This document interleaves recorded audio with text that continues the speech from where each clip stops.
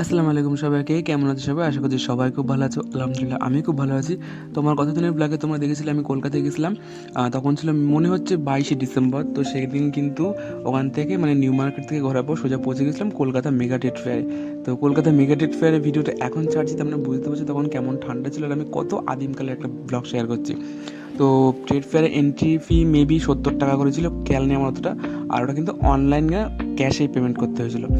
আর তারপরে ওখানে সোজা চলে গেছিলাম ফুড স্টলে, বাট ফুড স্টলে ভীষণ পরিমাণে ভিড় ছিল। সেখান থেকে আমি ভাবলাম কিছু খাবো, বাট কিছু খেতে পারলাম না। বাট সেখান থেকে বেরিয়ে এসেছিলাম স্পাইস শপে। আর স্পাইস শপে গিয়ে মানে বিভিন্ন রকম গোটা মশলা ছিল, গুঁড়ো মশলা ছিল, আর ডাল ছিল, বিভিন্ন রকম গ্রোসারি আইটেম টাইপের। তো আমি সেখান থেকে একটু দেখছিলাম চিলি ফ্লেক্স আর অরিগানো, বাট অরিগানোটা পেলাম না। কিন্তু আমি ওখানে চিলি ফ্লেক্সটা নিলাম আর দামটা ভীষণ রিজনেবল। আমি এক্সপেক্ট করিনি যে অতগুলো চিলি ফ্লেক্স 60 টাকার মধ্যে চলে আসবে। তারপরে বিভিন্ন রকম ড্রাই ফ্রুটস কিন্তু এখানেও ছিল। আর একটা লাইভ কাউন্টার ছিল যেখানে আমাদের চা মানে হার্বাল টি বানিয়ে মানে দেখানো হচ্ছে, সেখানে তোমরা খেতে পারো, ট্রাই করতে পারো, কোনো সমস্যা নেই। তারপরে সেখান থেকে একটা কাশ্মীরি শপে চলে গেলাম। কাশ্মীরি শপে একটা পেন্টিংয়ের দাম মাত্র 3 লাখ টাকা, আর আরেকটা পেন্টিংয়ের দাম মাত্র 25 লাখ টাকা।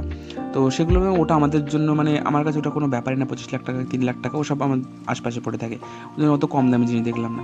তারপরে ওখান থেকে কিন্তু পৌঁছে গেলাম একটা ছোট্ট মানে কী বলবো ওটাকে, এটা ইরানিয়ান শপই বলে, কারণ এদের ইরান থেকে এরা এসেছিলো, ওই জন্য এখানে ইরানিয়ান শপ বললাম আমি। তো এটার জন্য মেয়েরা কিন্তু পাগল ছিল অলমোস্ট এই ছেলেদের জন্য। আর আমাদের কিন্তু এই বছরটা কিন্তু ভীষণ ভাইরাল হলো, কারণ এই আফগানি ছেলেগুলোর জন্য। তো সত্যি কথা বলতে এদের এখানে ওয়েদারটা এত সুন্দর, আর এরা খাওয়া দাওয়া খুব হেলদি খাওয়া দাওয়া করে, যার কারণে এরা ভীষণ স্মার্ট দেখতে, ভীষণ ফর্সা যেটা বলে। আর ওখানে একটা ছেলে ছিল ব্লু কালারের টি শার্ট পরা, যার জন্য নাকি সবাই পুরো পাগল ছিল, যেটা খুব ভাইরাল। ওই দেখা যাচ্ছে ওই ছেলেটা বেশ ভাইরালও হলো। এর নাম সামথিং কী একটা ছিল, মনেও নেই। ছবি টবি তোলা আছে আমার এর সাথে। বেশ ভালো কথাবার্তা হলো, ওর কথার টানটা বেশ ভালো মিষ্টি, ওর কথার টানটা বেশ মিষ্টি। তারপর থেকে ওখান থেকে চলে গেলাম একটা ফ্লাওয়ার শপে। ফ্লাওয়ার শপে যাওয়ার পর একটা গুজরাটি শপে চলে গেলাম।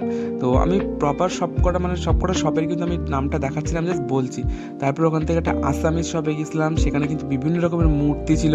একটা সাউথ ইন্ডিয়ান শপে গেছিলাম, সেখানে কিন্তু অনেক মূর্তি ছিল, হ্যান্ডক্রাফটেড অনেক কিছু ছিল, মানে হাত দিয়ে বানানো অনেক কিছু ছিল কিন্তু।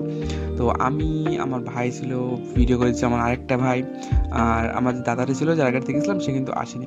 তারপরে একটা ঢাকঢোলের দোকানে গেলাম, ওখান থেকে একটা শপে গেলাম, ওখানে বললে ভিডিও করা যাবে না। ঠিক আছে, কোনো ব্যাপার না। আর এইসব যে জিনিসগুলো আমি জানিও না, মানে অর্ধেক জিনিসই নাম জানি না।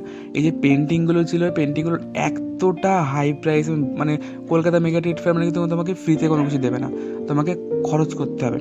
আর যারা খরচ করতে পারবে তারা একমাত্র মানে যেতে পারে ওখানে, নেক্সট ইয়ার তারাই যাবে।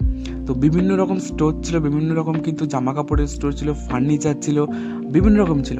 তো আমি ভাবলাম একটা ডাইনিং টেবিল দেখবো। একটা ডাইনিং টেবিলের দাম মাত্র 75,000, মানে 75,000 টাকা। 4 সিটার একটা ডাইনিং টেবিল 75,000 টাকা, মানে ভাবতে পারছো। তারপরে ওখানে একটা বাংলাদেশি শপে গেলাম, বাংলাদেশি শপে খুব সুন্দর সুন্দর লেখাওয়ালা ড্রেস ছিল। তারপর একটা আসামিস শপে চলে আসলাম, এখান থেকে ভাবলাম মায়ের জন্য একটা মেখালা নেবো, বাট মেখালাটার প্রচুর দাম ছিল, ওই জন্য নিতে পারলাম না। তারপরে শার্ট দেখলাম, কিন্তু দোকানদার তিনি সেখানে, মানে আমি সেখান থেকে কিছু নেবো দোকানদারের, দামটা খুব রিজনেবল ছিল। আর এটা দেখলেই বুঝতে পারছো এটা আসামিস শপ। তারপরে এখান থেকে সুন্দর সুন্দর চাইনিজ এই ছিল পোর্ট্রেট, মানে যেটা বলে আর কি, মানে মাটির জিনিসপত্র তৈরি করা।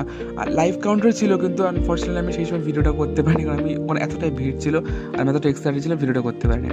ছোটো ছোটো কিছু জিনিস নিয়েছি, মানে একটু চায়ের কাপ, তারপরে কী বলবো শোপিস টাইপের বিভিন্ন রকম জিনিস নিয়েছি। তারপরে একটা কাউন্টারে চলে আসলাম, খাওয়ার কাউন্টারে। বাট ট্রাস্ট মি, খাবারটা এত বাজে ছিল, এত পচা ছিল, আমার টাকাটা পুরো নষ্ট হয়ে গেল। যত টাকা খরচ করেছি টাকাটা পুরোটা নষ্ট হয়ে গেল। তো এখান থেকে কিছু খেও না। কিছু কুশনস দেখলাম, কিছু শোপিস দেখলাম, আর ভীষণ কস্টলি, ভীষণ দাম বেশি এখানে।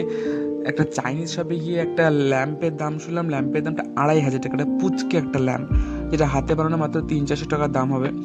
আর এই যে জিনিসটা হলো বাকলাওয়া। তো এই বাকলাওয়া কে খায়, তানিয়া মিত্তল খায়, বিগ বস যারা দেখেছো তারা অবশ্যই জানো, এই হলো সেই বাকলাওয়া।